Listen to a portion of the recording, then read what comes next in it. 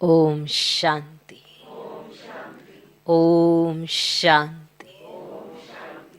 आज की तारीख है 14 नवंबर 2022। साकार महावाक्य। बाबा कहते मीठे बच्चे, श्रीमत पर चल, स्वच्छ शुद्ध बन, धारणा कर, फिर युक्ति युक्त सेवा करनी। श्रीमत पर चल, स्वच्छ शुद्ध बन, धारणा कर, फिर युक्ति युक्त सेवा करनी। अहंकार में नहीं आना है, शुद्ध घमंड में रहना है। अहंकार और शुद्ध घमंड में अंतर है। स्पष्ट है ना ये बात? एक अहंकार का आना, एक शुद्ध घमंड होना, माना एक स्वमान, अपने आप को मान। एक अहंकार, मेरे जैसा कोई नहीं। एक है भगवान ने हमको ऐसा बनाया। अंतर है। जहाँ पे बाबा को आगे, स्वयं को पीछे, वो कार्य करना है, वो है शुद्ध घमंड। जहाँ पर स्वयं को आगे, बाबा को पीछे, अहंकार। मेरे जैसा कोई है ही नहीं, मेरे जैसा अच्छा कार्य कोई नहीं कर सकता। मैं तो सेवा भी बहुत अच्छी करती, मैं तो जिसको ज्ञान सुनाऊं सब चल पड़ते। वो सारे ऐसे अहंकार जन्म लेते, मुझे देख के तो सब प्रभावित हो जाते। अगर बात भी सुनाने लगेंगे ना, जैसे अहंकार आता है तो पूरा डिटेल में बताएंगे किसने आपको देख के क्या फील किया। उनको ऐसे चमक दिखी, लाइट दिखी, हमारे पीछे पीछे आ गए, हमें कहते आप सबसे अलग नजर आ रहे। ये वाली बातें अगर हम करते हैं तो क्या शो हो रहा है कि हम दीवान में आ रहे हैं। एक ही बात बोलो, बाबा की कमाल देखी, बाबा अपना कार्य कैसे कराते। बस ऐसा हुआ, सबने हमको देखा, हमारे पीछे पीछे आ गए, कहते आप में तो बड़ी चमक है, आप तो सब के बीच में अनोखे नजर आ रहे हो। ऐसे ऐसे 5 मिनट तक ऐसे ही गायन करते रहे। तो ये क्या है? बुद्धि में अभिमान जन्म लेता है, पता भी नहीं चलेगा आपको क्या हो गया। बाबा ही कराने वाला है ना। आप स्वयं क्या हो? बुद्धि में ज्ञान मर्जी ना हो तो क्या करेंगे बताओ?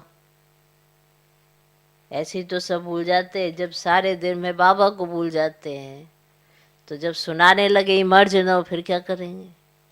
क्यों वैल्यू मिल रही है? ज्ञान जीवन में होगा तो वैल्यू मिलेगी ना। करने वाला आके करा गया, उसने उनको टच किया, वो तुम्हारे सम्मुख आ गए, वाह वाह वाह वाह करते जाओ बस। पर धीरे धीरे क्या होता है, स्थिति तो बनती नहीं ना। अगर ऐसा अनुभव हो कि बाबा ही स्मृति में रहे, बाबा ही आए, तो फिर क्या हो बताओ? कमाल भी दिखाई दे, जीवन में परिवर्तन नजर आए। ये नहीं आता। हम थोड़ा सा भी कोई सेवा करते हैं, साथ ही अहंकार जन्म ले।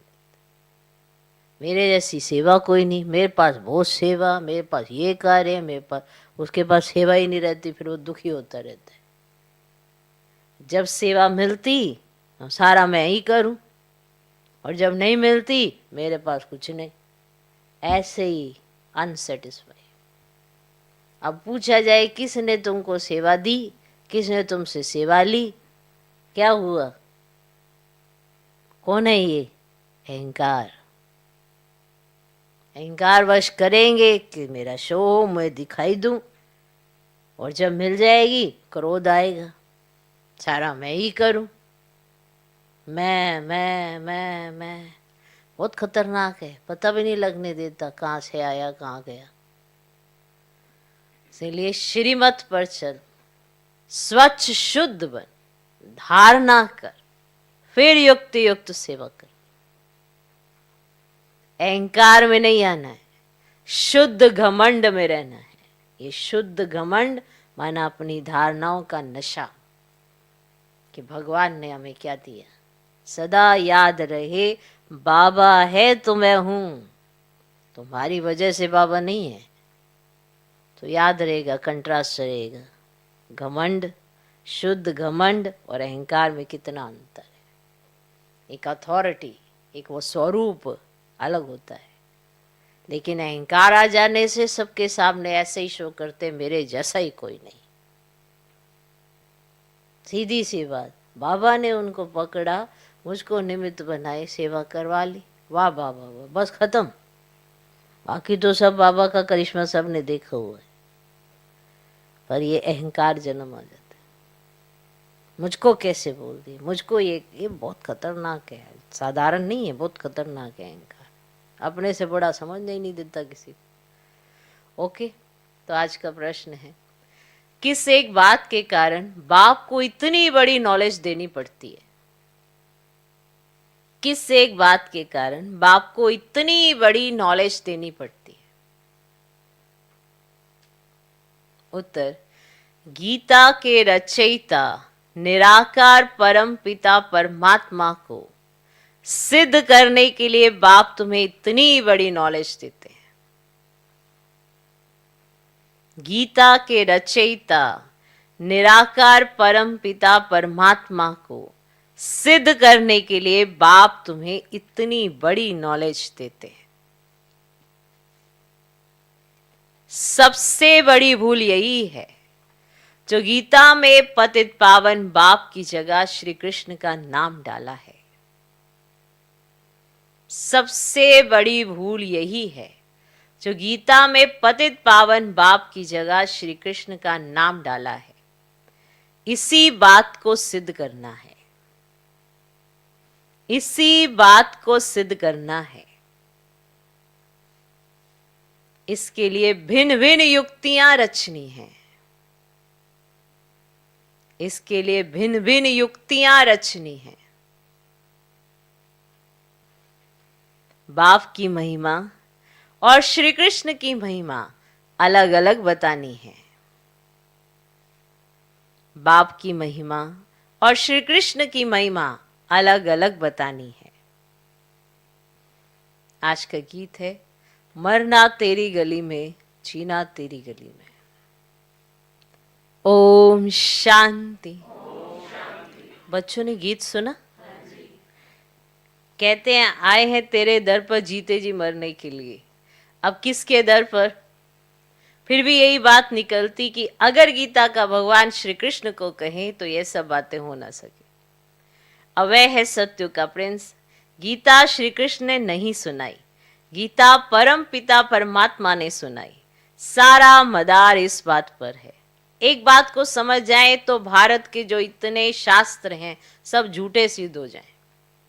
अब यह है सब भक्ति मार्ग के, इनमें कर्म कांड, तीर्थ यात्रा, जप तप आदि की कहानियां लिखी हुई हैं। भक्ति मार्ग में तुम इतनी मेहनत करते आए हो और वह तो दरकार नहीं। अब यह तो सेकंड की बात है। सिर्फ यह एक बात सिद्ध करने के लिए भी बाप को कितनी नॉलेज देनी पड़ती है। प्राचीन नॉलेज जो भगवान ने ही दी है वही नॉलेज है। सारी बात गीता पर है। परम पिता परमात्मा ने ही आकर देवी देवता धर्म की स्थापना, अर्थ, सहज राजयोग और ज्ञान सिखलाया है जो अब प्राय लोप है।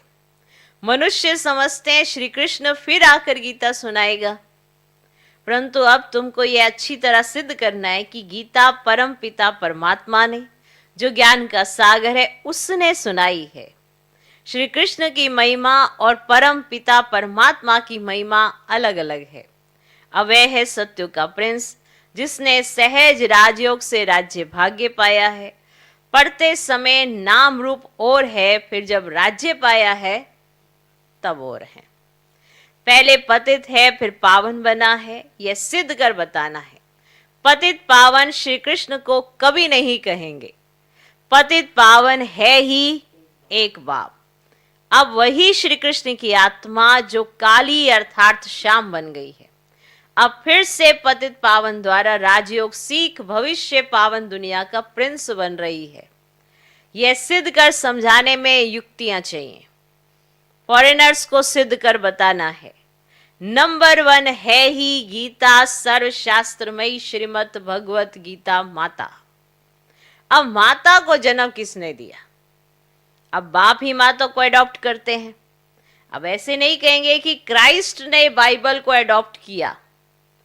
क्राइस्ट ने जो शिक्षा दी उनका बाइबल बनाकर पढ़ते रहते हैं। अब गीता की शिक्षा किसने दी? जो पुस्तक बनाकर पढ़ते रहते हैं। ये किसको पता नहीं और सबके शास्त्रों का पता है। ये जो सहज राज्यों की शिक्षा है वह किसने दी? ये सिद्ध करना है। दुनिया तो दिन प्रतिदिन तमोप्रधान होती जाती है। ये सब ख्यालात स्वच्छ बुद्धि में ही बैठ सकते हैं। जो श्रीमत पर नहीं चलते उनको धारणा भी नहीं हो सकती। श्रीमत कहेगी तुम बिल्कुल समझा नहीं सकते हो। बाबा फट से कह देंगे मुख्य बात यह है कि गीता का भगवान परम पिता परमात्मा है, वही पतित पावन है। मनुष्य तो सर्वव्यापी कह देते हैं, वह ब्रह्म तत्व कह देते, जो आता है वह कह देते हैं बिगर समझ। भूल सारी गीता से निकली है। जो गीता का रचयिता श्री कृष्ण को कह दिया है तो समझाने के लिए युक्तियां रचनी पड़े।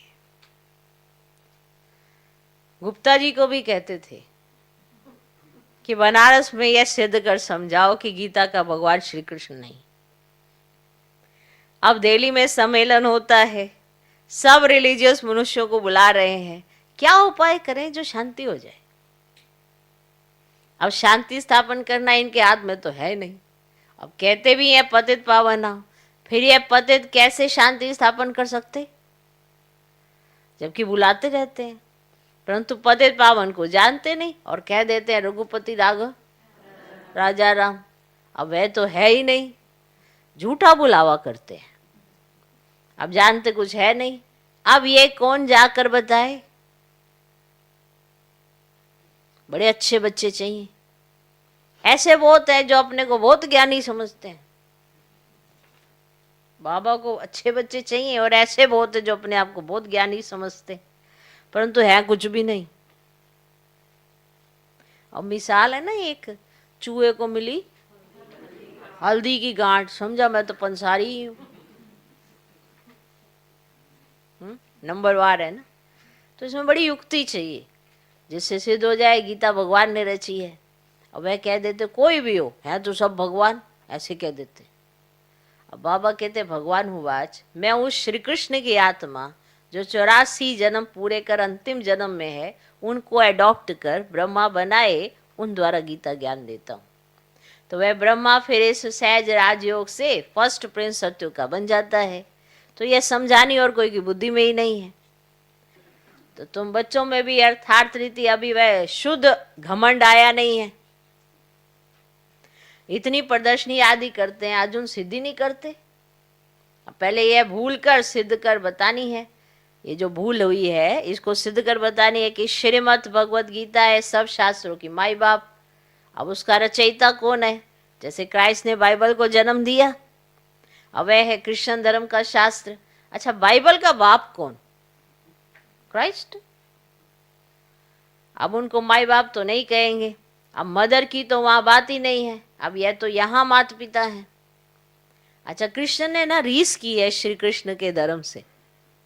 अब वे क्राइस्ट को मानने वाले हैं। अब गीता किसने सुनाई? उससे कौन सा धर्म स्थापन हुआ? अब ये कोई नहीं जानते। कभी नहीं कहते कि पतित पावन परम पिता परमात्मा ने यज्ञ रचा।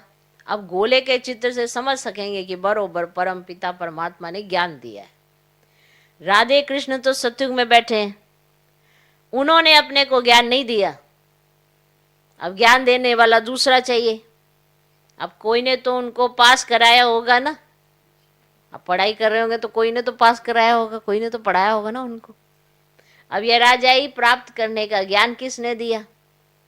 किस्मत आपे तो नहीं बनती। माना टीचर तो मिलना चाहिए ना जो पढ़ाए, किस्मत बनाए। अब किस्मत बनाने वाला बाप या टीचर होता है ना। अब गुरु तो गति देते, परंतु गति सदगति का भी तो कोई अर्थ नहीं जानते ना बच्चे। सदगति प्रवृत्ति मार्ग वालों की होती है। अब गति माना सब बाप के पास जाते हैं। तो ये सब बातें कोई समझते ही नहीं। वह तो भक्ति के बड़े बड़े दुकान खोल बैठे हैं। अब सच्चे ज्ञान का एक भी दुकान नहीं, तो सब है ना भक्ति मार्ग के। तो बाप कहते ये वेद शास्त्र आदि सब भक्ति मार्ग की सामग्री है। तो ये जप तप आदि करने से मैं नहीं मिलता हूँ। मैं तो बच्चों को ज्ञान देकर पावन बनाता हूँ, सारे सृष्टि की सदगति करता हूँ। वाया गति में जाकर सदगति में आना है। सब तो सतयुग में नहीं आएंगे, ये अब ड्रामा बना हुआ है। जो कल पहले तुमको सिखाया था, जो चित्र बनाए थे वह अब भी बना रहे हैं। अब ये जो बड़ी भूल है वह सिद्ध हो जाए ना, फिर युक्ति से चित्र बने। फिर युक्ति से ये जो भूल की है ना ये सिद्ध हो जाए, फिर युक्ति से चित्र बनाएंगे। अब कहते हैं 3 धर्मों की टांगों पर सृष्टि खड़ी है। एक देवता धर्म की टांग टूटी हुई है, इसीलिए हिलती रहती है। अब पहले एक टांग पर सृष्टि बड़ी फर्स्ट क्लास रहती है, एक ही धर्म था। अब जिसको अद्वैत राज्य कहा जाता है, फिर वह एक टांग गुम हो 3 टांगे निकली, जिसमें कुछ भी ताकत ही नहीं है। 3 टांगे निकल गई, ताकत नहीं। एक टांग पे खड़ी थी, कितनी ताकत थी। आपस में देखो अभी लड़ाई झगड़ा चलता रहता है। धनी को जानते ही नहीं, निधन के बन पड़े हैं। तो समझाने की ना बड़ी युक्ति चाहिए। अब प्रदर्शनी में भी मुख्य ये बात समझाने की गीता का भगवान श्री कृष्ण नहीं, परम पिता परमात्मा, जिसका बर्थ प्लेस भारत है। तो श्री कृष्ण है साकार और वह है निराकार, तो उनकी महिमा अलग है। ऐसी युक्ति से ना कार्टून बनाना चाहिए जो सिद्ध हो जाए कि गीता परमात्मा ने गाई और श्री कृष्ण को ऐसा बनाया। तो कहते हैं ब्रह्मा का दिन, ऐसे गीता सुनाई परमात्मा ने और फिर श्री कृष्ण को ऐसा बनाया। देखो इनको बनाने वाला परमात्मा है ना, उस ज्ञान से देखो ये आत्मा बन गई, श्री कृष्ण बन गए। ऐसे ना कार्टून बनाने से, मन ऐसे चित्र बनाने चाहिए। अभी तो बहुत युक्तियां हैं, ऐसे को बुद्धि चलती ना, जो इतनी बुद्धि चलती रहे। तो इतना बुद्धि चलनी चाहिए और साथ में मदद करेगा बाबा। खुद को थोड़ा आना चाहिए मेरे को ये आ गया, जैसे ही आता ना ये मेरे को ये आ गया, वहीं खत्म हो जाती कला। मेरे को ये आता है, वहीं कला खत्म हो जाती। कला वरदान तक बनने में समय आपके समर्पण का लगता है, याद रखना ये बात। कला है आपके अंदर, कोई ना कोई कला तो होगी ना, सबके अंदर है, पर वो वरदान तक आने के लिए समय आपका, ये बीच में जो है ना, ये बीच में डिस्टेंस, ये है समर्पण का। जितना बुद्धि का समर्पण हो जाता है, जो कला आपके अंदर थोड़ी सी भी है, तो वो वरदान बन जाती है। तो थोड़ा समझो, इसीलिए सबके पास कोई ना कोई कला होगी। यज्ञ में आते हैं, बाबा के बनते हैं, कोई ना कोई कला बाहर निकलती है, अचानक से ही निकल जाती है कि अरे ये मेरे अंदर ये वाली कला है। या तो उसको भगवान का गॉड गिफ्ट समझेंगे और खुशी मनाएंगे, उसको और निखारेंगे कि वाह बाबा तेरी तो कमाल है। या फिर देखा मेरे में ये कला, अहंकार आ जाएगा और वहीं जहाँ ये कला वरदान तक बनती वो कला भी खत्म हो जाती है। ऐसे होता है, जीवन है ना। ये उतार चढ़ाव क्यों हो रहा है? हाँ, हम सब कुछ कर सकते हैं, इतनी शक्ति है हमारे पास, पर शरीर से ही निडाल हो जाते हैं। हाँ, कुछ नहीं हो सकता। जब सारा कुछ मैं ही करूँ, कोई और तो आता नहीं। माना हमारे पास सारी बातें हैं, पर हमारे चिंतन में कौन सी बातें हैं? यही तो हमारा पुरुषार्थ है। ओके, तो ऐसे युक्ति से कार्टून बनाना चाहिए जो सिद्ध हो जाए कि गीता परमात्मा ने गाई और श्री कृष्ण को ऐसा बनाया। कहते हैं ब्रह्मा का दिन ज्ञान और ब्रह्मा की रात भक्ति। अब ये रात सत्युग स्थापन करने वाला कौन? ब्रह्मा आया कहां से? सूक्ष्म वतन में भी कहां से आया? तो ये सवाल है। प्रजापिता ब्रह्मा को परमात्मा अडॉप्ट करते हैं। परम पिता परमात्मा ही पहले पहले इस सूक्ष्म सृष्टि रचते हैं, वहां ब्रह्मा दिखाते हैं, वहां प्रजापिता होता नहीं। प्रजापिता ब्रह्मा कहां से आया? ये बातें कोई समझ ना सके। श्री कृष्ण के अंतिम जन्म में इनको परम पिता परमात्मा ने अपना रथ बनाया है। ये किसकी बुद्धि में ही नहीं है। ये बड़ा भारी क्लास है ना, ये बड़ा भारी क्लास है। टीचर जानते हैं ये स्टूडेंट कौन सा है, टीचर को पता होता है कि ये कौन सा स्टूडेंट है, क्या है इसके अंदर, माना किस तरह से पढ़ेगा। तो अगर टीचर का कहना वो स्टूडेंट मान ले तो वो नंबर 1 जा सकता है। तो इसलिए टीचर, सुप्रीम टीचर को पता था कि ये कौन है। तो क्या आप बाप नहीं समझते होंगे, ये बेहद के बाप का बेहद का क्लास है। यहां की बात ही निराली है, शास्त्रों में परले दिखाकर रोला ही कर दिया है। तुम जानते हो श्री कृष्ण ने गीता नहीं सुनाई, उसने तो गीता का ज्ञान सुनकर राज्य पद पाया है। तुमको सिद्ध कर बताना है गीता का भगवान निराकार शिव है, उनके गुण यह हैं। इस भूल के कारण ही भारत कोड़ी जैसा बना है। अभी परम पिता परमात्मा ने ज्ञान का कलश माताओं पर रखा है, माताएं ही स्वर्ग का द्वार खोलती हैं। ये सब बातें नोट कर समझानी चाहिए। भक्ति वास्तव में गृहस्थियों के लिए है। अब यह है प्रवृत्ति मार्ग का सहज राजयोग, हम सिद्ध कर समझाने के लिए आए हैं। बच्चों को युक्ति युक्त काम करना है, बच्चों को ही बाप का शो करना है। सदैव हर्षित मुख, अचल स्थैर्यम, मस्त रहना है। आगे चलकर ऐसे बच्चे निकलते जरूर हैं। ब्रह्मा कुमार कुमारी वे जो 21 जन्म के लिए बाप से वर्षा दिलाए। कुमारियों की महिमा भारी है। मुख्य मम्मा है, वे ज्ञान सूर्य है, यह है गुप्त मम्मा, माना ब्रह्मा बाबा। इस राज को मुश्किल ही कोई समझते हैं। मंदिर भी उस मम्मा के हैं। इस गुप्त बूढ़ी मम्मा का कोई मंदिर नहीं। ये मात पिता कंबाइंड हैं। श्री कृष्ण तो सत्युग का प्रिंस है, गीता के भगवान की महिमा अलग है। वे पतित पावन, लिबरेटर, गाइड है, तो परमात्मा की महिमा बिल्कुल अलग है। एक कैसे हो सकते। मुख्य बात ही यह है कि गीता किसने सुनाई। वेद शास्त्र आदि सब गीता के बाल बच्चे हैं और सब भक्ति की सामग्री है। ज्ञान मार्ग में कुछ होता ही नहीं। अच्छा, मीठे मीठे सिकिलधे बच्चों प्रति मात पिता बाप दादा का याद प्यार और गुड मॉर्निंग। रूहानी बाप की रूहानी बच्चों को नमस्ते। हम रूहानी बच्चों की भी रूहानी बाप को नमस्ते नमस्ते नमस्ते। Good morning good morning good morning. धारणा के लिए मुख्य सर पहला पॉइंट, हर काम बहुत युक्ति युक्त करना है। हर काम बहुत युक्ति युक्त करना है। हर्षित मुख, अचल स्थिर और ज्ञान की मस्ती में रहकर बाप का शो करना है। हर्षित मुख, अचल स्थिर और ज्ञान की मस्ती में रहकर बाप का शो करना है।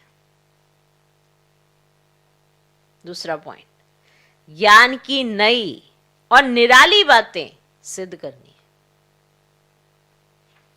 ज्ञान की नई और निराली बातें सिद्ध करनी है।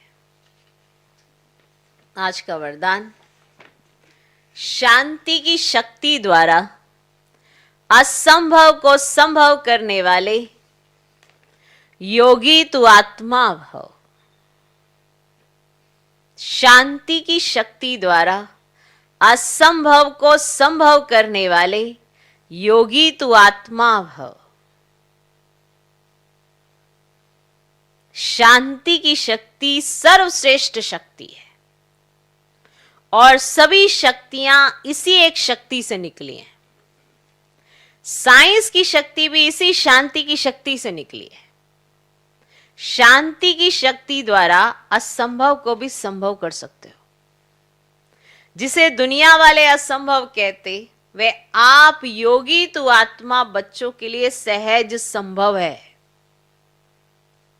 वह कहेंगे परमात्मा तो बहुत ऊंचा, हजारों सूर्यों से तेजोमय है, लेकिन आप अपने अनुभव से कहते हमने तो उसे पा लिया, शांति की शक्ति से स्नेह के सागर में समा गए। आज का स्लोगन, निमित्त बन निर्माण का कार्य करने वाले ही सच्चे सेवाधारी हैं। निमित्त बन निर्माण का कार्य करने वाले ही सच्चे सेवाधारी हैं। मातेश्वरी जी के अनमोल महावाक्य।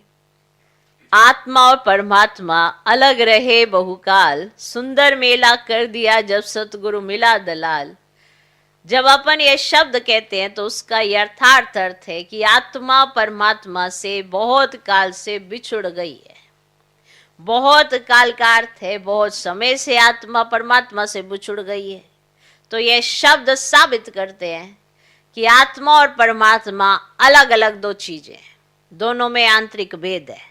परंतु दुनियावी मनुष्यों को पहचान ना होने के कारण वो इस शब्द का अर्थ ऐसे ही निकालते हैं कि मैं आत्मा ही परमात्मा हूं, परंतु आत्मा के ऊपर माया का आवरण चढ़ा हुआ होने के कारण अपने असली स्वरूप को भूल गए हैं, ऐसे कह देते हैं।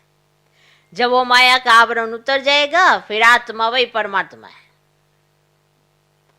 तो वो आत्मा को अलग इस मतलब से कहते हैं, और दूसरे लोग फिर इस मतलब से कहते हैं कि मैं आत्मा सो परमात्मा हूं, परंतु आत्मा अपने आप को भूलने के कारण दुखी बन पड़ी है। जब आत्मा फिर अपने आप को पहचान कर शुद्ध बनती है तो फिर आत्मा परमात्मा में मिल एक ही हो जाएंगे।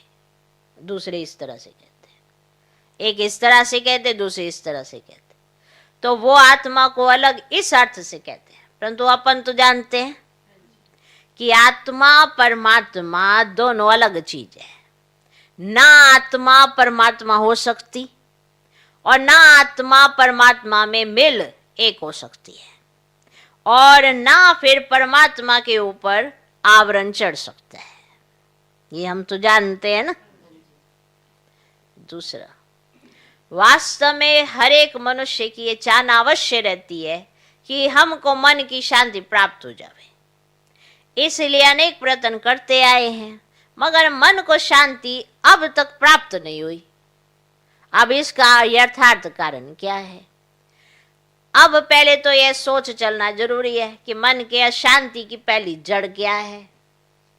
मन की अशांति का मुख्य कारण है कर्म बंधन में फंसना। जब तक मनुष्य इन 5 विकारों के कर्म बंधन से नहीं छूटे हैं तब तक मनुष्य अशांति से छूट नहीं सकते। तो जब कर्म बंधन टूट जाता है तब मन की शांति अर्थात जीवन मुक्त स्थिति को प्राप्त कर सकते हैं।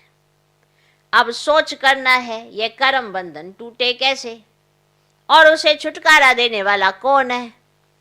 अब यह तो हम जानते हैं कोई भी मनुष्य आत्मा किसी भी मनुष्य आत्मा को छुटकारा दे ही नहीं सकती। तो यह कर्म बंधन का हिसाब किताब तोड़ने वाला सिर्फ एक परमात्मा है। वही आकर इस ज्ञान योग बल से कर्म बंधन से छुड़ाते हैं, इसीलिए परमात्मा को सुखदाता कहा जाता है। तो जब तक पहले ये ज्ञान नहीं है कि मैं आत्मा हूँ, असल में मैं किसकी संतान हूँ, मेरा असली गुण क्या है, तो जब यह बुद्धि में आ जाए तभी तो कर्म बंधन टूटे।